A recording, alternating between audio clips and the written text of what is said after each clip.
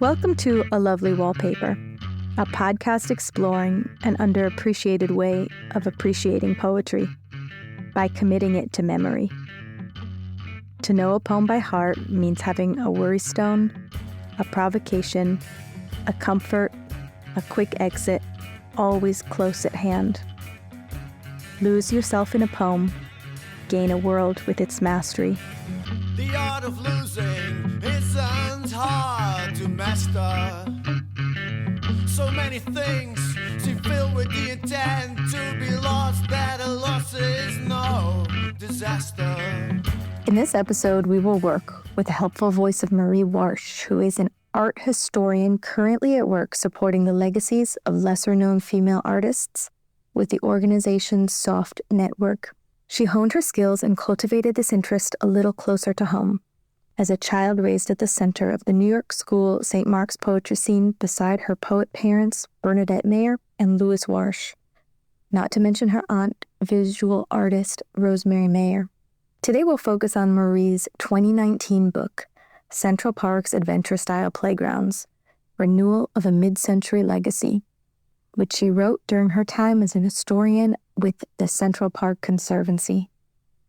I was recently in Philadelphia and took my kids, as I always do in that city, to the Please Touch Museum, which is a very fun, very interactive kids museum housed in a grand neoclassical leftover from Philadelphia's Centennial Exposition. On this trip, I was excited to revisit a display that they had in their basement about one of the more charming demonstrations at the 1876 fair, the Freiburg Kindergarten, a schoolhouse that operated on the grounds of the fair, which featured an ornate gingerbreaded wooden building, a sunburst-shaped veggie garden, and novel U-shaped desks, cutting grids burned into their wooden surfaces. But the display was gone. I'd love that exhibition in all its contradictions, from the complex ethics of letting young orphans perform kindergarten for passing spectators, to the moving hope inherent in designing and trumpeting a world that is respectful of the ways young children actually learn and grow. The disappearance of this exhibit made me all the more excited to revisit and discuss Marie's book, which does the important work of considering how people design cultural ideals into the trappings of childhood, and of recognizing that these kids' spaces are workshops for ideas, and therefore are important legacies to conserve. And not just that, I also took a special delight in Marie's book because I can't help drawing a line between this fascinating study of playground design and her mother, Bernadette Mayer's poetry, which brings the ludic possibilities of motherhood and art together and into a different realm of consideration. I don't want to say higher here, just more lauded. Welcome, Marie. Thanks for joining me today. I wanted to start by talking a little bit about your book, Central Park's Adventure-Style Playgrounds, Renewal of a Mid-Century Legacy. Could you tell me a little bit about what adventure-style playgrounds are and where this idea historically came from? Sure. The adventure-style playgrounds refer to these playgrounds that were built in New York City and other American cities beginning in the 1960s and more or less through the 70s. And it was part of an effort to create more, a lot of people use the word creative playgrounds, or playgrounds that really inspired children's creativity. So the previous generation of playgrounds that's in New York City is often associated with Robert Moses, really consisted of standardized play equipment, such as slides, swings, seesaws, and it was the same in every playground. And there was a sense from parents and educators, really beginning in the late 1950s, that children needed more opportunities to explore their creativity. And there was a whole movement to design toys to really inspire children's creativity. And that sort of made its way into playground design. It had somewhat of a limited impact in actually how many playgrounds were built, but there were a lot of efforts, especially in American cities, that were building new housing developments. So the new housing development would have a play space, and that would be designed with this kind of more, these wooden playgrounds that had all sorts of blocks and tire swings and things you could really climb on and engage. And it wasn't these just standalone pieces of play equipment. It was sort of almost like a landscape that was all connected, and kids would go from climbing to sliding and really have sort of a more adventurous and exploratory experience. That's really cool. So landscapes kind of designed to blend into the park, but also be full of challenges. One of the things that was really interesting in your book, like a couple of the precursors I had no idea about, like the Robert Moses style playgrounds you just described. I think you mentioned in your book that they often like came with an attendant, or they were kind of like there was meant to be a facilitator in there to get kids in organized activities. Yeah, I think one of the things that the playgrounds that were designed in the 60s are really responding to is the fact that a lot of playgrounds since the beginning of what's sometimes called the playground era, or this moment in the early 20th century when there's a lot of concern about children playing on the streets and needing organized places to play and needing someone to organize play, that, really is what led to the playground as a type of urban space. There was always an adult that was there organizing the play and also safeguarding the children. As a parent, you would literally drop your child off at the playground, and you weren't there as a parent kind of watching them. It was actually a place that had adult supervision built into it from the beginning. And so the designed elements were somewhat secondary. They were there, but they were being used in conjunction with adults organizing play. There was a lot of running games and other types of games being played. A lot of them had large open spaces so that these games could be played. So these playgrounds were not dependent on equipment alone. But by the 1950s, there was just a lot less funding for some of these positions within, at least in the New York City Parks Department. And so there had been this really big effort to build all these playgrounds throughout the city, and they were all staffed. And sort of after the war and sort of changes in economics and changes in the city, there were a lot fewer of these playground leaders or supervisors, they were called. And a lot of these playgrounds were starting to fall into disrepair. And so, yeah, there was always this adult built into these playgrounds from the beginning. The other precursor that you talk about in your book as kind of like an inspiration for adding this element of risk to the adventure style playgrounds was you talked about the adventure playgrounds of London. Can you tell me a little bit about that as a kind of sparking inspiration for the adventure style playgrounds? Sure. Yeah, a lot of people trying to rethink the design of playgrounds in the 1960s were looking at these playgrounds that were created in several European cities following the war, especially in Scandinavia and England, which really involved creating spaces for children in which they were building things, engaging with tools, discarded types of materials. They were almost like little workshops in which children were just building whatever they wanted. And they were really inspired directly by observing children playing in the ruins of buildings that had been destroyed during the war.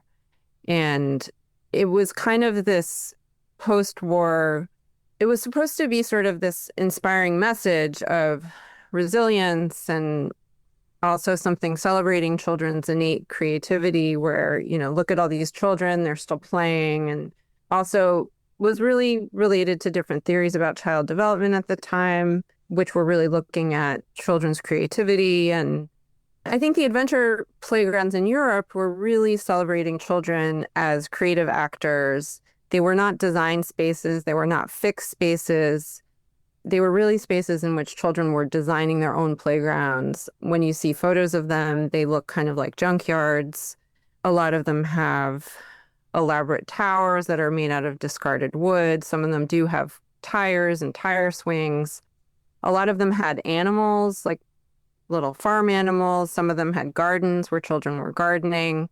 So they were very different than the idea of the playground that had been the main type of space for children previously. And this idea didn't really quite take off in the US. It was seen as a little too dangerous. There often wasn't really the adult supervision that was really needed in this type of space. Was something that the city really didn't have that much. At least in New York City, there wasn't a lot of funding for that type of thing. But a lot of playground designers in the 60s were also looking at the way children in New York City specifically were playing in the rubble of abandoned buildings throughout Manhattan, in the 60s and 70s. There were just empty lots filled with rubble and children were playing in them. And so some of the designers of playgrounds were kind of looking at that as a way to inspire them to think about how to design playgrounds for children. So on the other end of the kind of designy spectrum, you come at this as an art historian. You're an art historian by training. One of the really interesting stories in your book was the saga of Noguchi's clay sculptures. Can you tell me a little bit about that? Sure. So Isamu Noguchi is regarded as a real leader in this realm of innovative playground design. And it really stems from him having such an interest in how people explore and engage with space.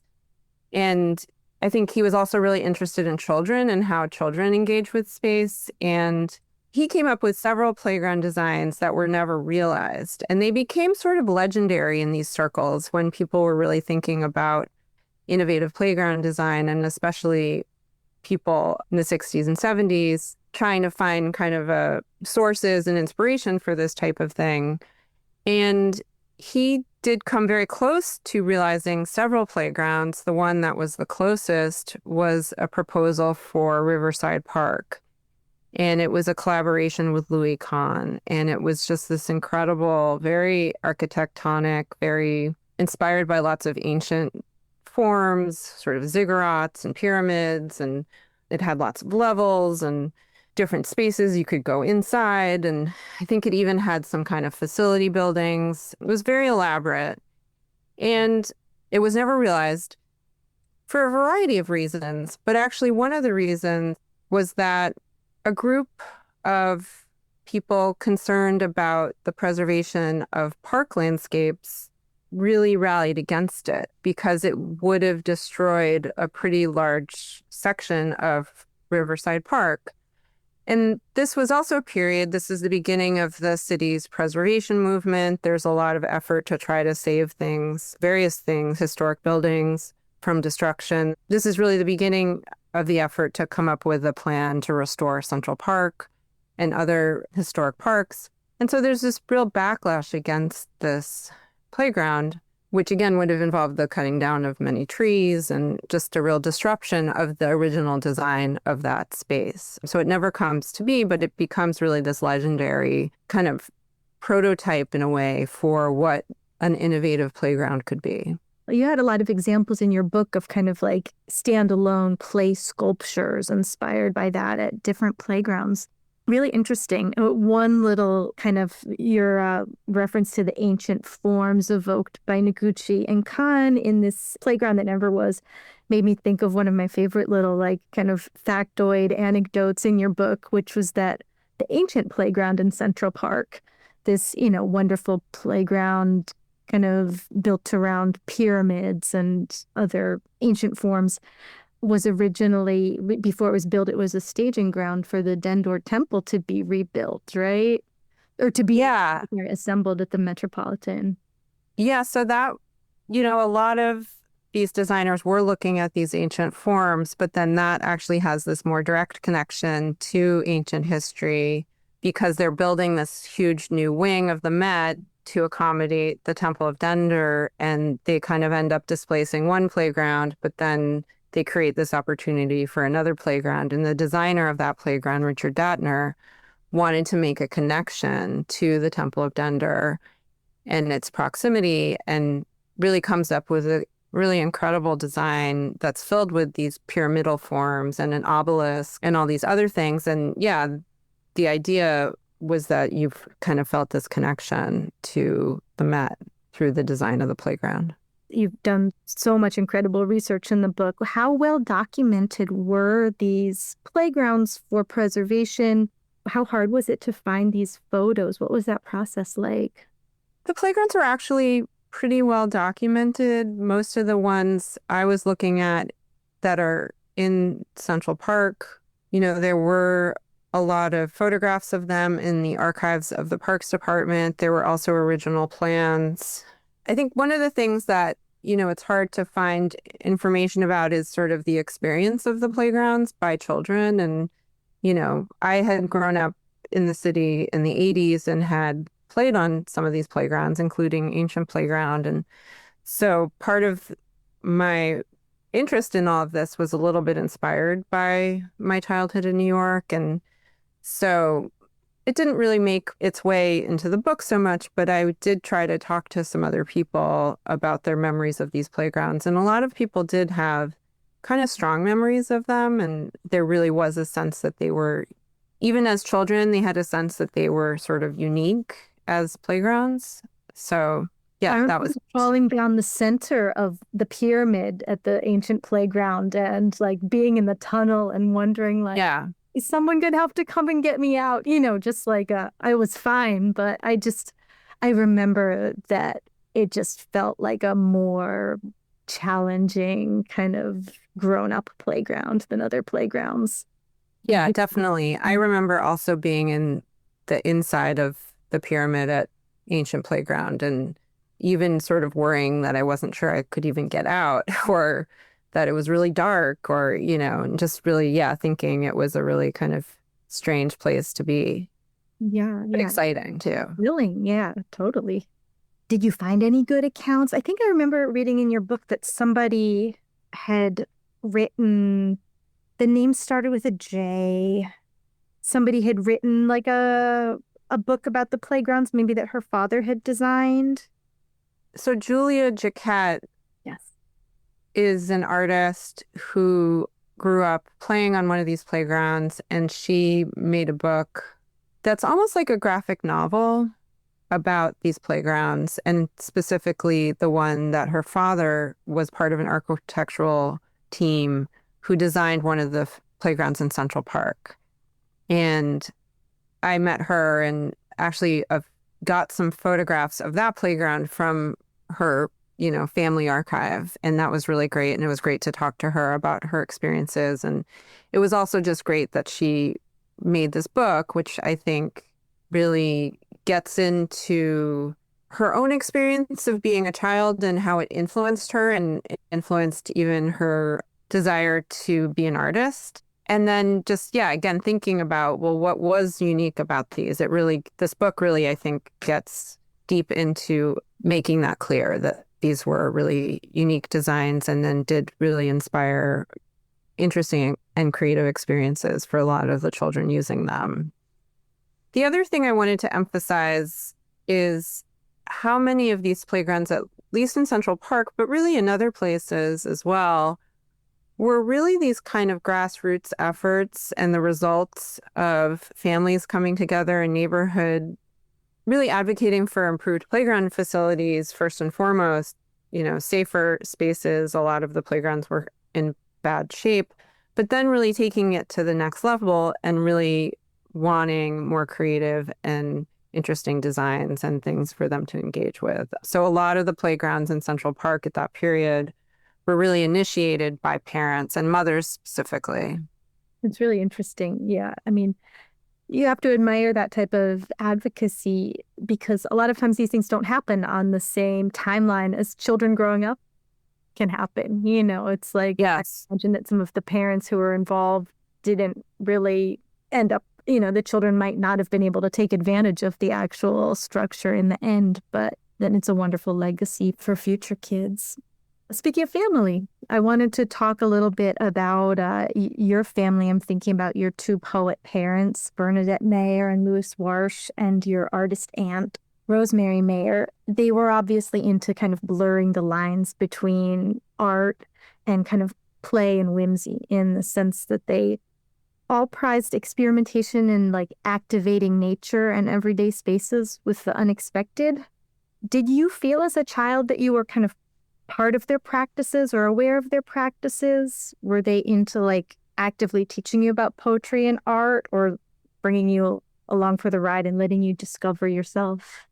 My parents were definitely both very playful people, and I think really also enjoyed spending time with us as children, and, really did take us around a lot to different things. I spent a lot of time in my childhood at poetry readings. It wasn't that fun for me, but it was, we were brought along for that ride. That's funny, Marie. I got to tell you, when I was at the reading for The Ghosts in the Garden, you put on a show in conjunction with David Horowitz's 7th Street Garden here in Los Angeles, where you like remounted some of your aunt Rosemary Mayer's work, like these ephemeral structures in the garden. And it was a very long poetry reading of your mother's work to Yes. right? There's this one moment during their reading, and this is like an outdoor, just to set the scene for people. This is like an outdoor, beautiful native garden in like a not that unbusy part of LA. So it's like not everybody was the easiest to hear, which, added to the kind of long feeling of the poetry reading. Helicopters are going overhead, but there was this one moment during the reading when like the helicopter noise stopped and the wind changed or something like that. And I just heard this voice from the back of the garden where like the kids were playing that said like, oh, I spent my whole childhood listening to 100-hour poetry readings. I'm fine right back here with the kids. I don't know if it was you, but I kind of think it was. It might have been me because, it was funny at that event. I was so happy that the Language Garden, the people who work with David on collaborative poetry readings and other programming at the garden, wanted to do a reading of Bernadette's work there. But I really had no desire to listen to it. I mean, I wanted to kind of hang out with and chat with people who I hadn't seen in a while, and, also just be in the garden. I mean, I did listen to part of it, but it was funny because I sort of felt guilty, though, where I was like, they organized this event and now I'm not really paying attention. But I do find myself at poetry readings often zoning out, and it's because of going to so many when I was a child and, being bored and coming up with other strategies to entertain myself. But I do really like reading poetry. I think listening to poetry, I have a bit of a harder time, though, and I think it is from this childhood experience. Right. No guilt. No guilt here. I mean, I feel the same way. I'm a much more visual person, and I can only really enjoy listening to poetry when I'm reading along or already know it on a level where like I can focus on the way it's, being read or something like that. Yeah, it's hard. Listening to poetry is hard, and especially, an outdoor reading in a beautiful place.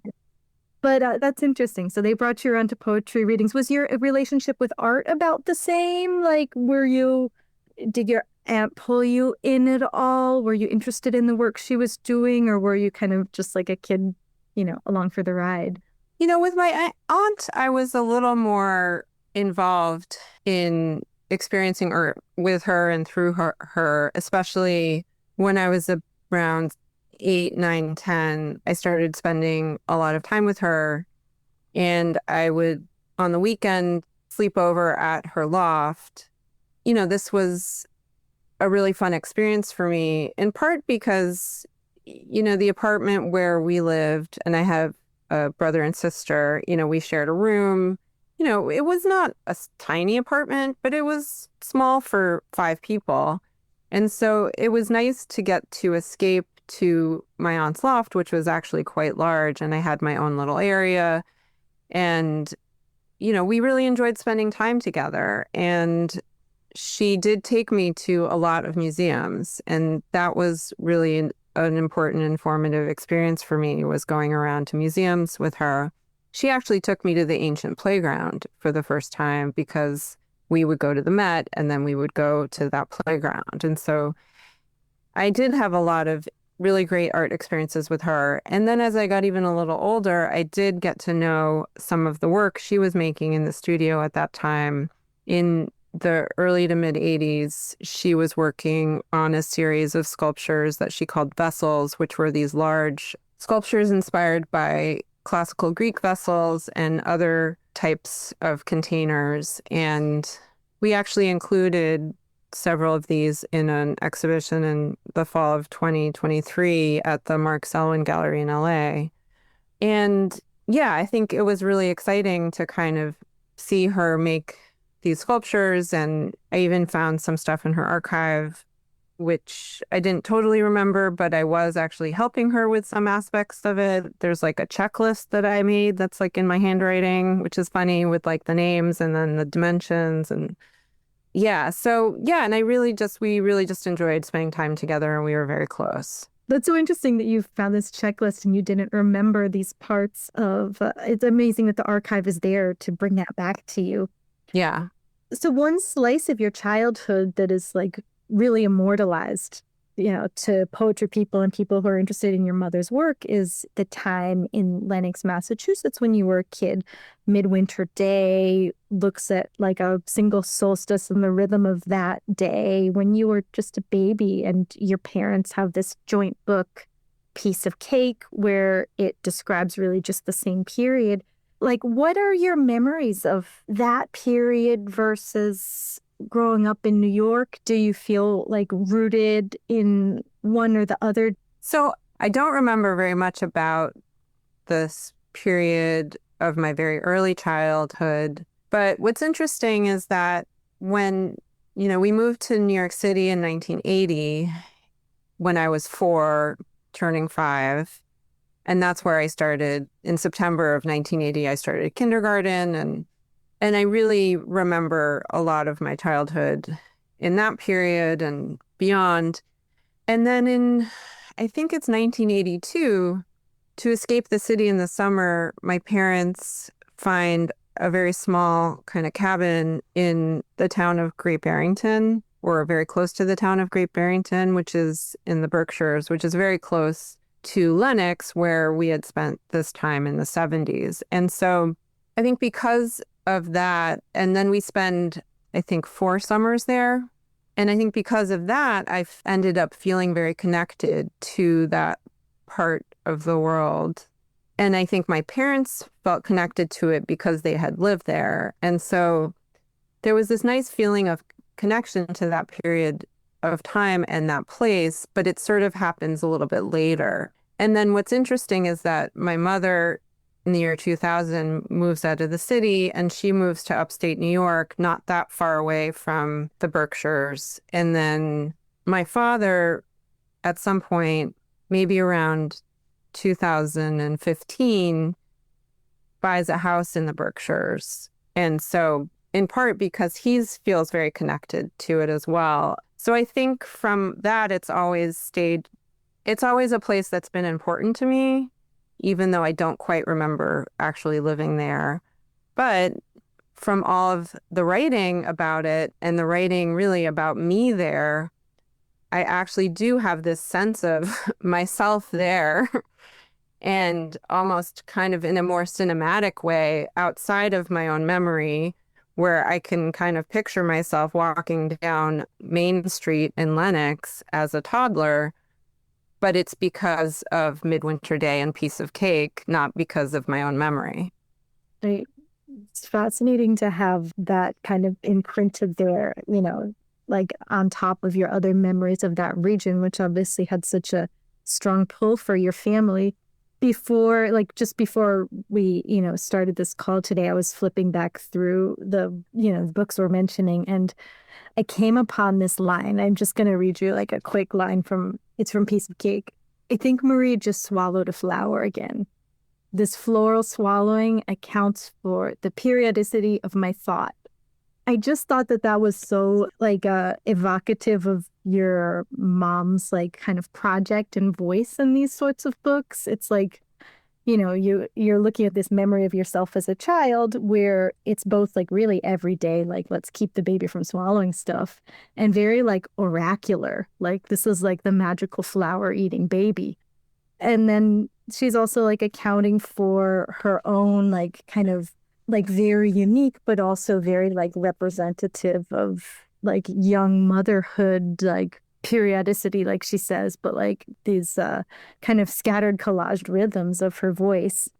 Anyways, that popped out to me, and I thought that it really just interests me so much, the idea that you're, looking at your babyhood from your mother's perspective in this sense. I'm not well read enough in your mom's like super prolific work to know, was there like an analog in New York? Did she record any like other parts of your childhood with that level of like particular intensity once you were in New York? No, she didn't do that type of project ever in New York, but the work she did in the 1980s, yeah, she never really did that level of recording her children's activities, what she's also doing in her other book, The Desires of Mothers to Please Others in Letters, which is written in New Hampshire. I think part of it was time. When she moved to New York City, it was in part to take a full-time job as the director of the Poetry Project. So when she's in New England, she's really at home writing and taking care of children. And she really integrates both of those things. But she doesn't have a job. They're also making United Artists Magazine, and she's working on a lot of projects. But yeah, she doesn't have this outside kind of responsibility away from the home and the family. And so in the 80s, she's really writing a lot of sonnets and shorter poems, many of which integrate or include mention of our activities. I've been reading letters, a large volume of correspondence between her and her friend, the poet Clark Coolidge, which was published somewhat recently. And that actually has quite a bit of detail about different things that all of us are doing. But it's really in the form of a letter, and it's more kind of sharing news and information than a work of poetry. I do feel like my childhood, even in that period, is somewhat also well documented, but in a different way. Great, really interesting. So, I mean, you're a historian, and you've acted, you've stepped into some roles as steward of your mother and your aunt's work, but you've also been engaged in keeping other artists' legacies alive. Can you tell me a little bit about your work with the organization you're working with right now? Sure. When I started working with my brother in around 2015 on the estate of our Aunt Rosemary, she passed away in 2014, and she left everything to us. And, even when she was still alive, we were starting to get things organized and make plans to figure out ways to share her work. And we really started doing that more around 2015. And, it was sort of slow going at first, but then we eventually ended up doing several publications and exhibitions. And really through that, we started to meet some other people who were caring for the legacies of sometimes family members or friends, and became kind of a part of this world, which is really fascinating, of people doing what we sometimes call legacy work. And in meeting other people, it became clear that there was a lot of need to kind of come up with new models and new ways of thinking about this work, and really also thinking about how to share some of the labor and really think more collectively, and also dispel some of the kind of traditional notions of success, or there's traditional pathways to kind of sharing things like exhibitions and books, but we wanted to start thinking about other ways of sharing things and other types of projects.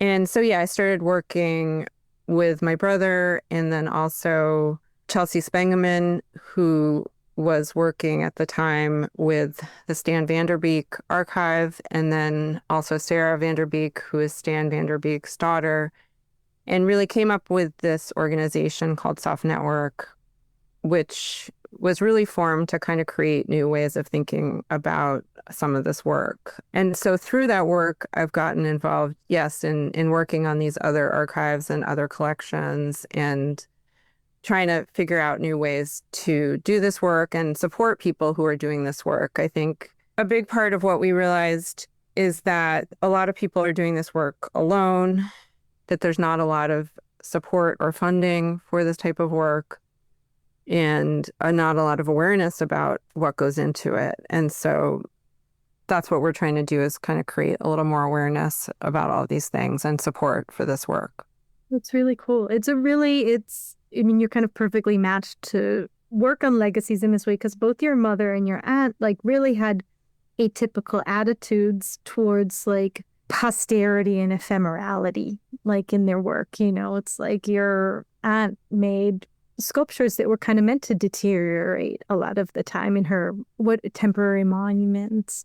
And your mom loved to like hyper focus on these moments in time and kind of be like almost like so prolific that it's not for posterity anymore, that things become like a little bit more ephemeral, if that makes any sense. I don't know. But anyways, I mean, definitely they had, like you said, a different relationship towards success as artists. You know, they were devoted to their art.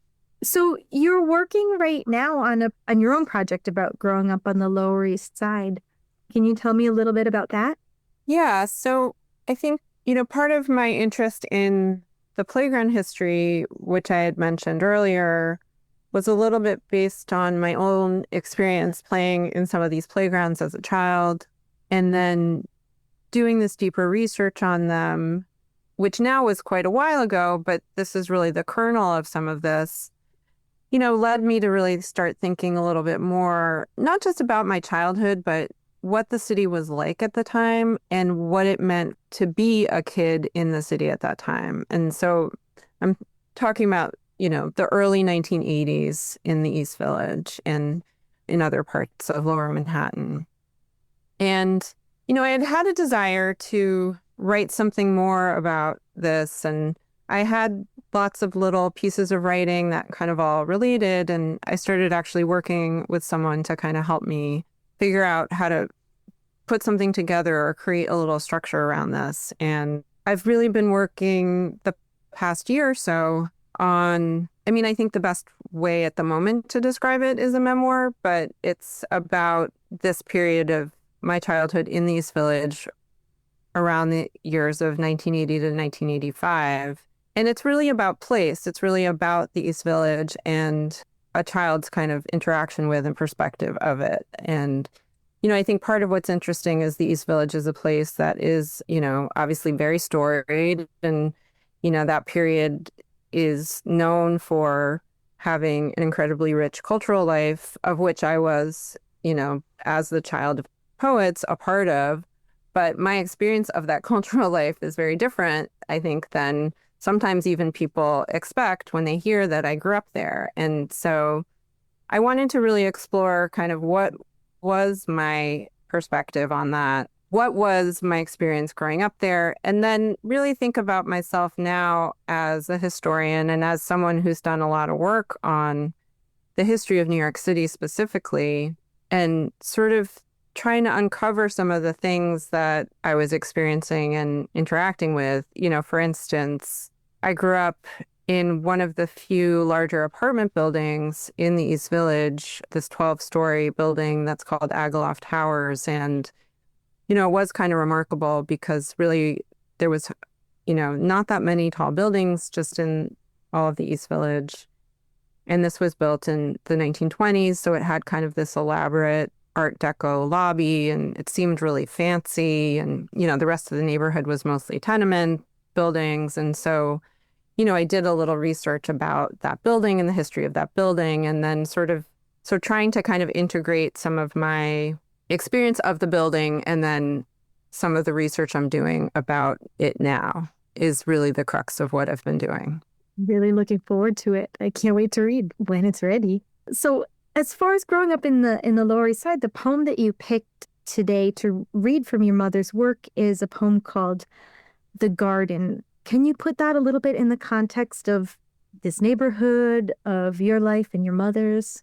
So this is a poem I've always been interested in part because, my mother wrote a lot about nature, especially in her later poetry, which was really stemming from her living in the country.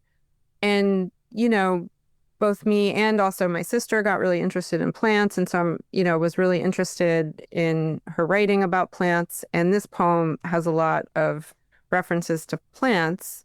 And it's about a really well-known community garden that existed beginning around 1975 when a man named Adam Purple, who had been sort of squatting in a building, started creating a garden in the empty lot adjacent to the building. And it really grew over time, expanding onto adjacent lots, with the help of other people, and really became this kind of gem in the neighborhood.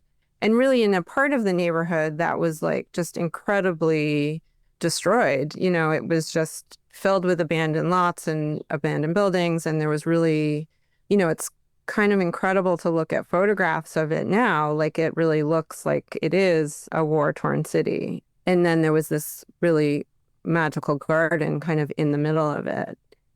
And around 1984, 1985, I'm not sure exactly when it started, the city began planning to build a low-income housing development on the site of the garden. And a lot of people tried to protest it and prevent it from happening. And there were a lot of events in the garden and benefits and different efforts to try to save it. And as part of one of those efforts, my mother and I think other poets were invited to read poetry in support of it. And she wrote this poem about the garden and read it at this Photos of the garden, and it looks like it has kind of like a labyrinth look to it. It was really a pretty elaborate garden, right? It was kind of famous for its design, which were these kind of concentric circles. And I think even the plants were arranged within this layout in rainbow order, so that like it was like red plants in one section, orange plants, then yellow plants. And then in the center, it had like a yin yang symbol. It had a very distinctive design. And one of the ways people were trying to advocate to save it was by kind of saying that it was like an earthwork, that it was a work of art, which was interesting. I like how what I think she's getting at is this question of, well, why can't there be housing and plants? Like, why can't there be housing and gardens and people and plants together? And this idea of families, the plant families and the city as family, or as people living in the city as family. Yeah, absolutely. It's beautiful. And it's a question that rages on today. Yes. Sadly, no less relevant. Thank you so much. I'd love to ask you to read The Garden in full, and then afterwards, we'll look at that final stanza for learning by heart. The Garden for Adam Purple.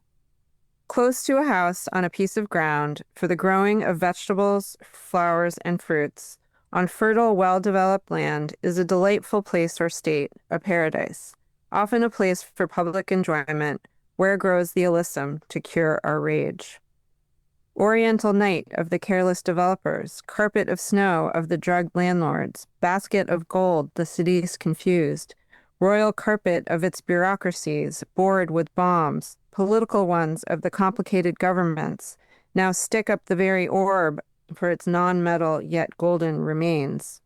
Competing with the larval corn borers, the salaried test borers, imminently lead anti-sexually down to the foundation of the annihilation of a circular garden in which live members of the mustard family, the tomato or nightshade family, the poppy family, the geranium family, the aster family, the mint family, the thistle or aster family, the violet family, Hertices, the lily family, the cucumber or gourd family, the rose family, the composite or daisy family, the parsley or carrot family, and other families.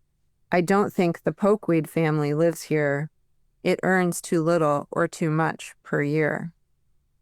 We are told to swallow not a rainbow, but like the celandine, the juicy proposal that the lemon balm of low-income housing applied like adjuratum to the old Lower East Side, as early matured as the apricot, and probably turned by deeply divided leaves, like a rape of grapes before it's all over, into the poisoned tomato leaf of middle-income housing, cannot coexist with the gleaming black raspberries in an ancient abandoned place around Eldridge, Forsyth, and Stanton Streets. We're asked not to think, like pansies do, that the pinnately compound ovate, lanceolate, nonlinear, lobed, compound, toothed, alternate, opposite, palmate, heart-shaped, stalkless, clasping, perfoliate, and basal rosettish leaves can heal like the comfrey and cause to grow together. The rough, hairy leaves of the city's people and the rough, hairy leaves of the sublimity of a gardener's art, made with vegetarian shit and free as Cupid's darts. If all our eyes had the clarity of apples, in a world as altered as if by the wood betony, and all kind of basils were the only rulers of the land, it would be good to be together, both under and above the ground. To be as sane as the madwort, ripe as corn, safe as sage, various as Dusty Miller and hens and chickens, in politics as kindly fierce and dragonlike as tarragon, revolutionary as the lily. Thank you so much, Marie. That was great. Thanks again to Marie Warsh, art historian, for a beautiful reading of this poem by her mother, Bernadette Mayer. It is long, so we'll work to memorize only the final stanza of the poem. Let's begin. If all our eyes had the clarity of apples, in a world as altered as if by the wood betony,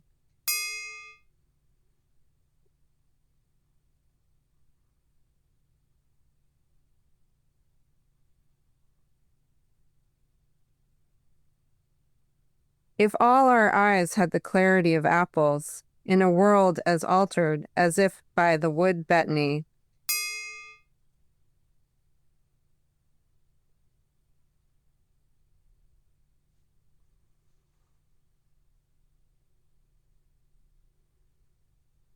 Wood betony is a wildflower in the mint family, tall like bee balm with a spike of purple flowers on top.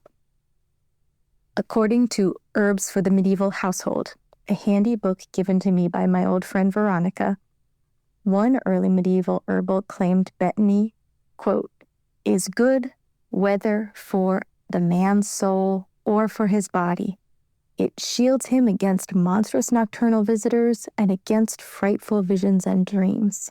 For waking benefits, it was used against headaches, hangovers, and nervous conditions. So, for clarity, the clarity of apples, right? Let's continue. and all kind of basils were the only rulers of the land. It would be good to be together, both under and above the ground.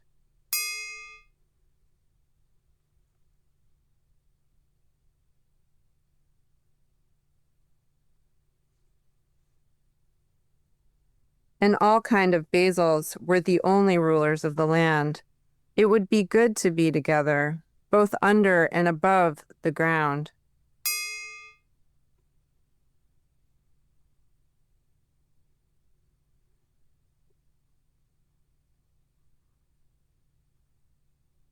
I'm surprised to find out that there are somewhere between 50 and 150 types of basil out there when I had only heard of 3. I guess that's what happens with the standardized food supply.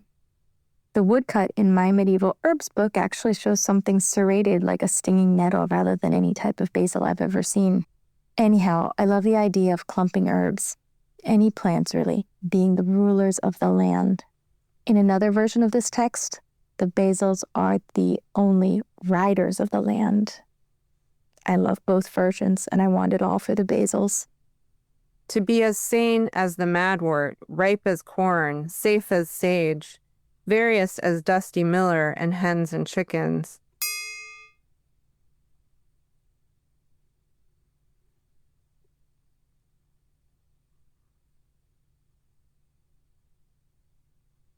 To be as sane as the madwort, ripe as corn, safe as sage, various as Dusty Miller and Hens and Chickens.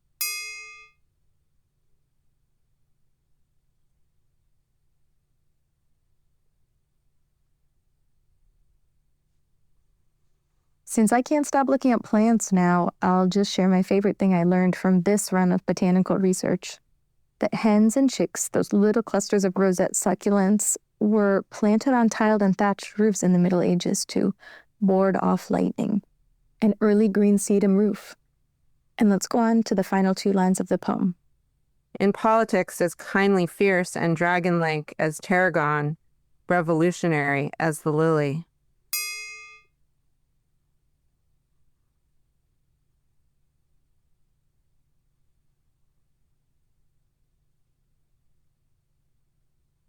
In politics as kindly fierce and dragonlike as tarragon, revolutionary as the lily.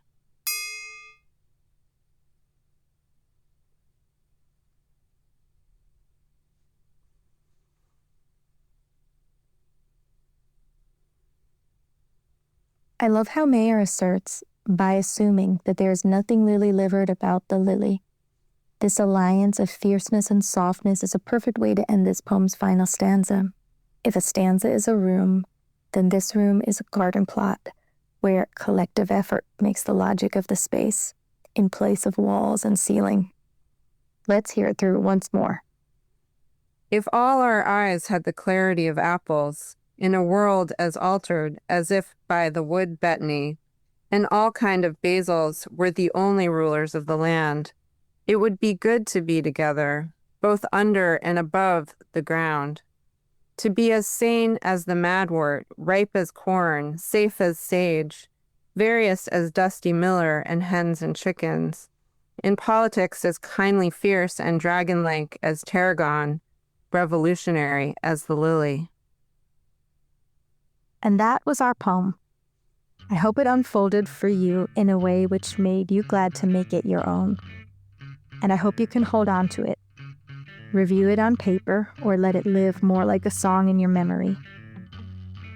Thank you to Susie Boyd for lending me this podcast's title, to GW Sock and the X for use of their song, The Art of Losing, which borrows the words of Elizabeth Bishop. And thank you to my sound engineer, Alex. Disaster.